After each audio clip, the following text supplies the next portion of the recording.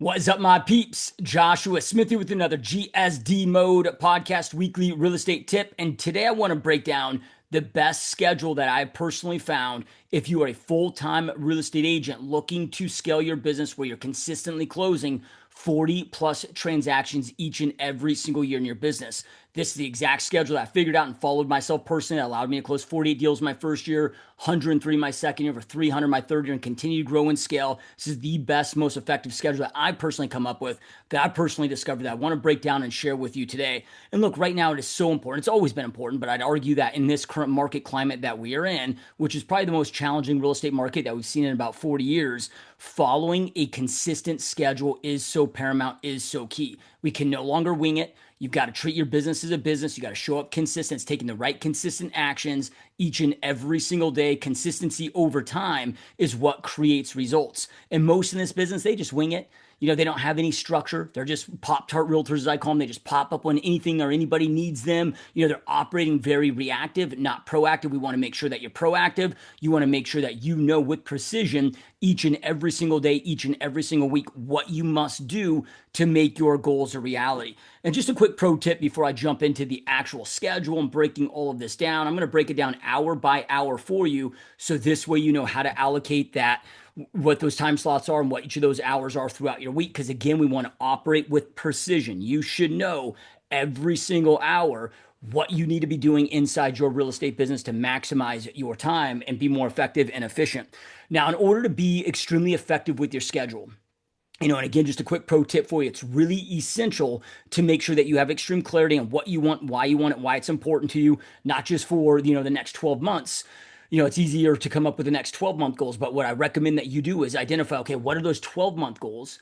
What is my 5-year goals? What are my long game goals? Like what's my exit strategy? What does all that look like? Because that then allows you then to identify, okay, here's where I'm at. Here's where I want to go. Now you can reverse engineer the best strategy plan or strategy plans to get you from where you're at to where you want to go.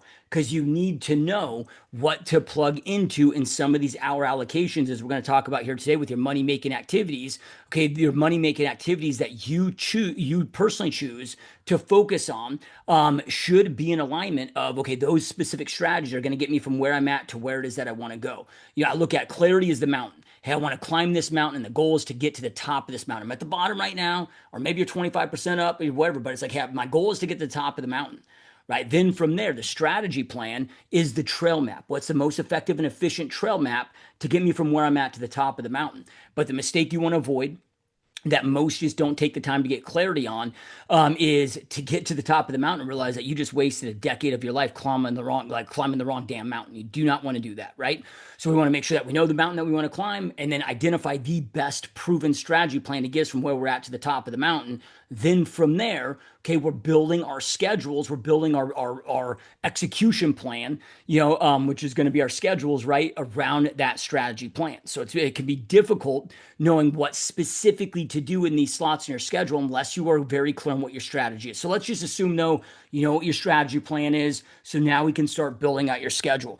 All right, so I'm going to be breaking this down hour by hour and walking you through this and kind of unpacking this, what to do within these time slots as we break down the schedule. But real quick, before I do that, look, if you are a real estate agent, if you are a team leader, if you are a brokerage owner interested in partnering with me at EXP, where you get 100% full free access to all my coaching, all my training, all my mentorship, along with my business partner, Mike Sherrard, who he is the best in the world at social media, AI, building and scaling businesses through YouTube. So you get both of us all 100% for free. So if you're interested in learning more about what a partnership can look like, so we can partner together to help you ensure that you accomplish your real estate goals, there's going to be a link below, depending on where you're watching or listening to this. It'll be in the description of the show notes. There'll be a link below where you can schedule a 100% confidential, 100% zero pressure Zoom call with me personally. When I say zero pressure, not going to try to recruit you, not going to push you, not going to press you. I'm just going to walk you through, hey, here's what this opportunity looks like. Here's exactly how it works, how we operate, all the additional coaching, training, mentorship tools, support systems that we provide, answer any questions that you have. And look, at the end of the day, if you think it's a great fit for you, awesome. If not, that's okay too. We can still be friends. So there's going to be a link below for you to go out there and schedule that. Okay, now let's jump back into the actual schedule. Now, the first thing that I'm going to walk you through here is like Monday through Friday. Yeah, of course, in this business, there is no, full weekends off, right? Like maybe you get to a certain point in your career. I got to a point when I started building out my team and, launching the team where we got to a certain growth point where yeah, I could take weekends off and was able to, my business was able to grow more and more with me working less and less and got to a point where, hey, I could take a year off if I wanted to, right? So, but in the beginning, when we're an individual agent, or even let's just say you're an individual agent having, an admin, right?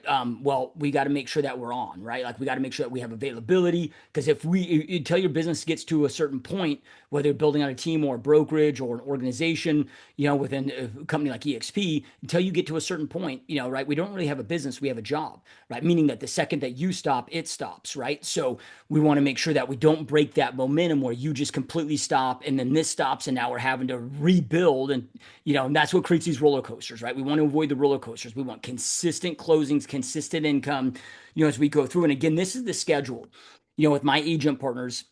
And then also the schedule I follow myself that I put anybody and everybody on that's looking to get to the point, as soon as they possibly can, where they're wanting to do a closing a week. Now, maybe you're hey, Josh, I don't really care to do, 52 closings a year, closing a week. I'm content and good with 2 closings a month. Okay, still follow this schedule. I still would highly encourage it because I'd rather accidentally close 36 versus fall short of your 24. Okay, so first thing, let's go Monday through Friday, and then we'll talk about the weekend. So we're going to chunk these out separately.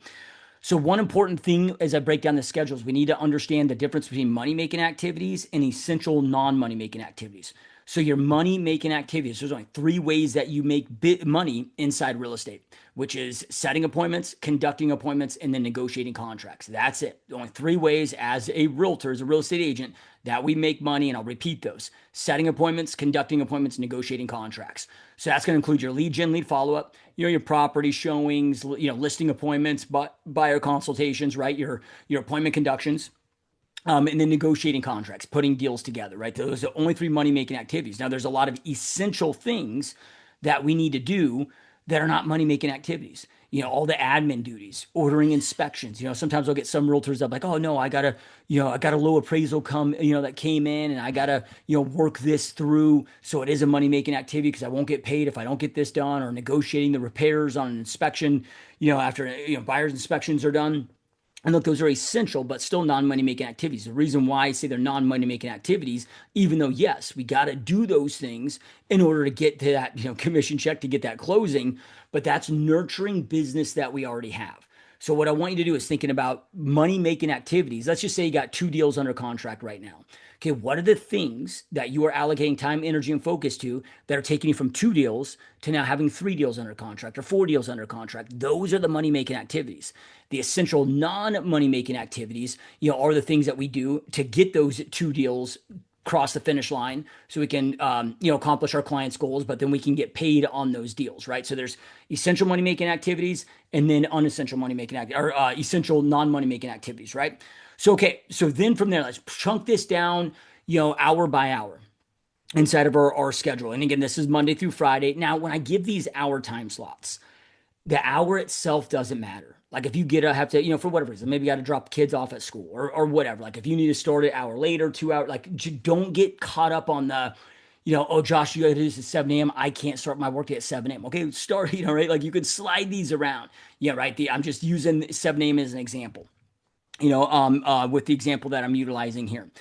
So don't get too caught up on the exact times. Just slide into a later time. It doesn't matter when the work gets done. It just needs to get done. Okay, so that first hour. So let's just say as an example, 7 a.m. to 8 a.m. So you're in the office, whether it's your home office, work office, whatever, like you are going to start your workday at 7 a.m. Now, I'm not saying walk in the door at 7 a.m., go get your coffee, bullshit with people in the office, and then now we start our workday at 8 a.m. I'm talking like if you want to go bullshit, have coffee, whatever, like get in earlier to account for that. I'm talking about 7 a.m. We're starting our physical workday, right? So then from there, first thing I'm going to do is I'm going to check any urgent messages that came in from the day before that need urgent attention.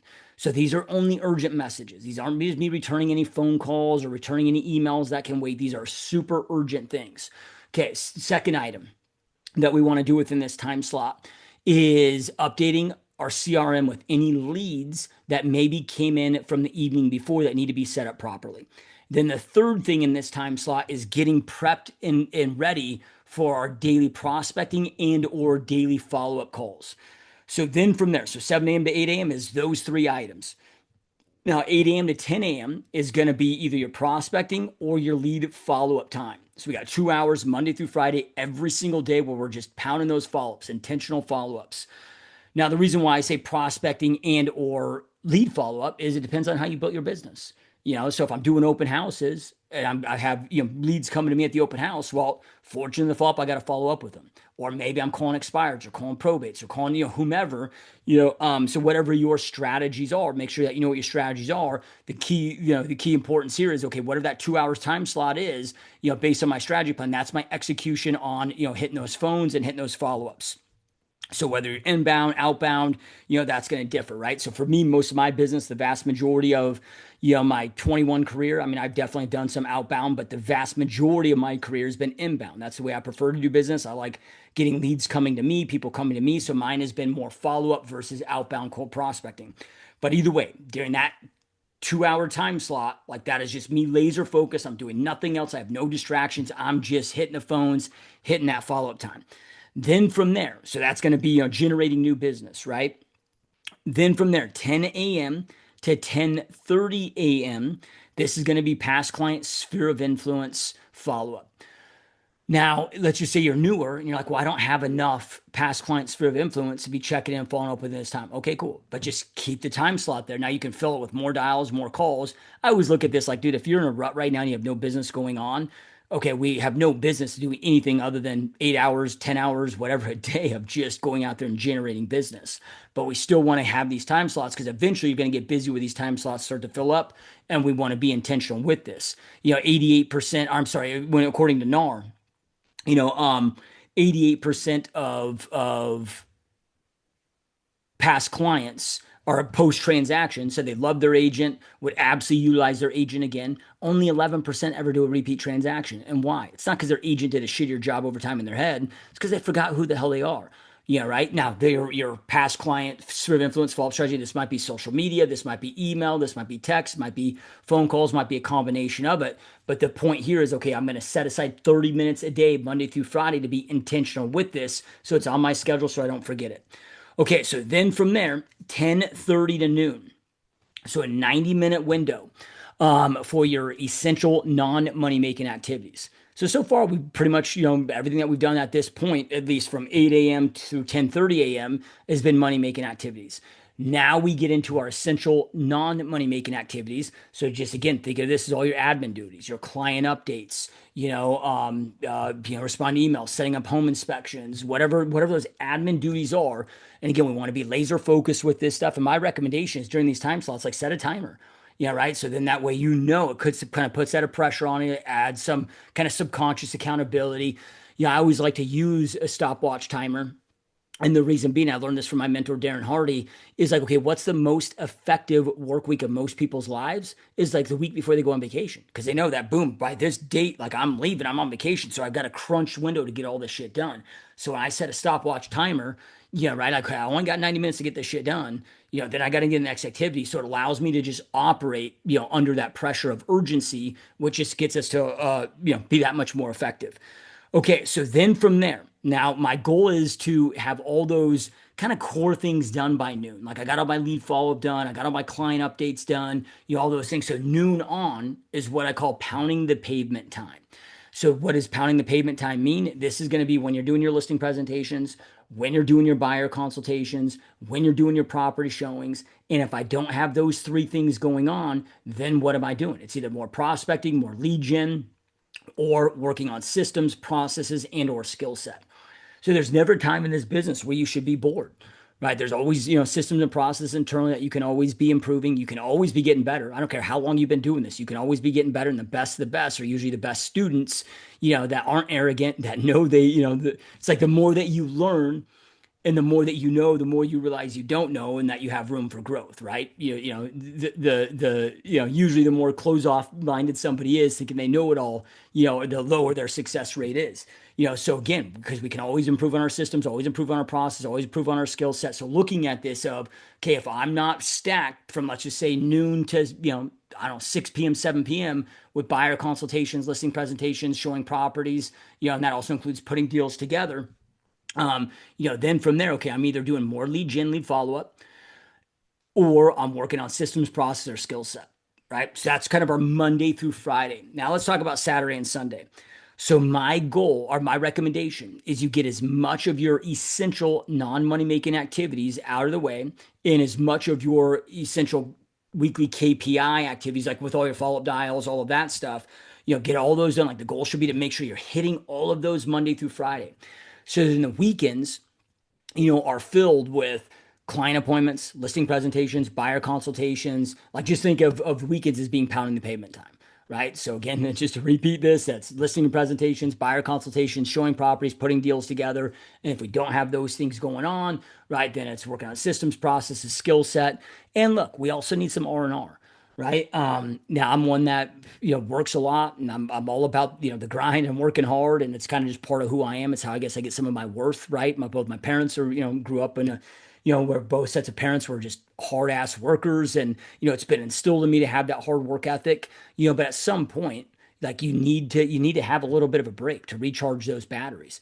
It's just like, okay, if I'm in the squat rack, doing squats, and let's just say I max out at 12 repetitions, hit positive failure.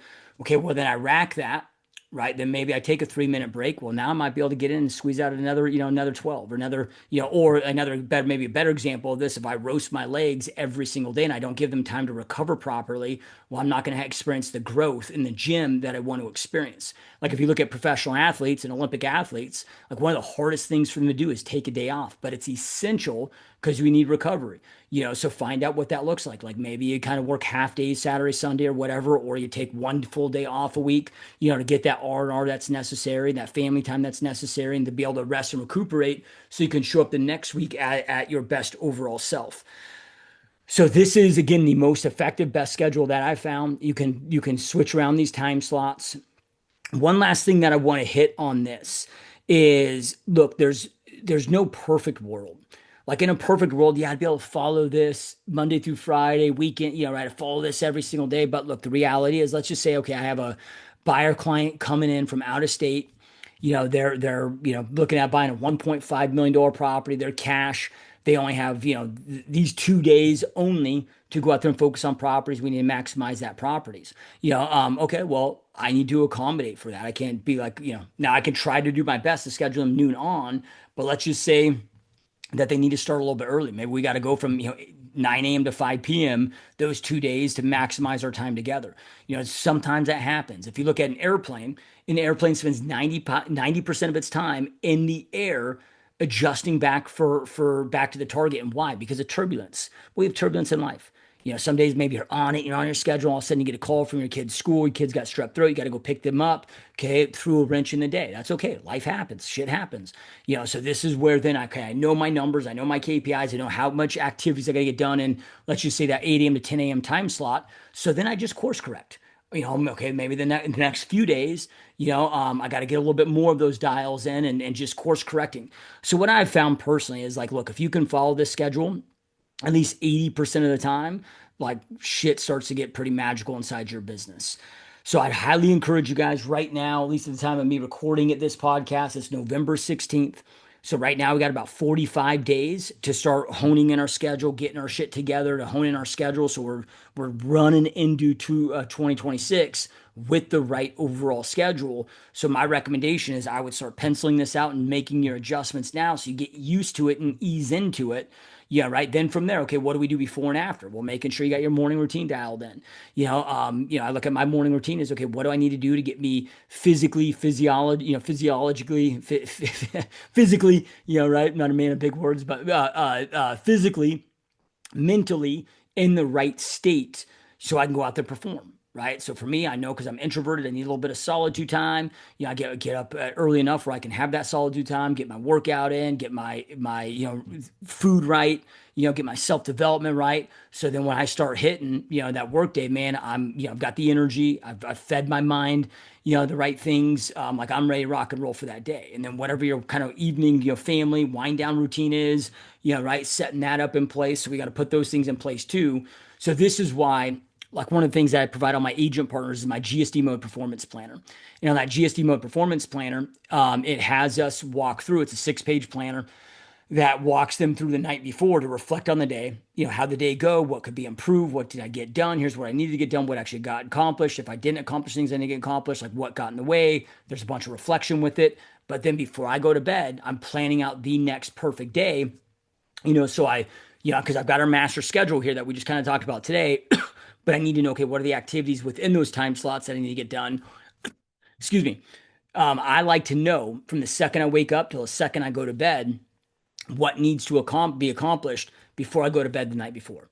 Right, it allows me to know exactly what time do I need to wake up? What do I need to do? I have no guesswork for my day that next kind of 24-hour period, and I don't just think about business. Okay, like I got 3 kids, I'm married, I got a life outside of business. Right now, my kids are an age where, dude, like it's like shit. We got band, we got dive, we got volleyball, we got soccer, we got all these things going on. It's like, man, I got to be intentional with all of it to put it all together, make it all happen, because we're just on the go with this stuff. So I never want to enter a day without it being committed to paper first. So I know exactly, not just like we talked about today with the time slots, but then, okay, what specifically is going in those time slots? And just kind of a last inning tip here. What I do is I have my 24-hour schedule on paper. I'll put appointments in my calendar, but I really like, paper, actual like physical paper sitting in front of me. But then I chunk it down to 15-minute increments. So I want to squeeze as much out in those 15 minutes within that time as I possibly can.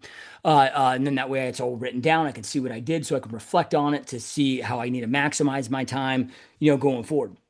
All right, so I hope that this was helpful. Make sure that you got your schedule honed in, dialed in. Because when I look at this, it's like, okay, we got clarity, then we got the strategy plan, right? Then from there, with our strategy plan, then identify, okay, what are the skill sets that I must acquire to go out there and execute the highest level in the strategy plan, right? Then I need to schedule it properly. Then I just need to execute, right? So we got to make sure that we have that right schedule and to be consistent. We can no longer wing it. You need to know with precision what you need to be doing each and every single day. Have it built into your schedule if you want to go out there and be a pro. If you want to go out there and be the top of this industry, you're closing 40 units a year. That puts you in the top 5% of this industry.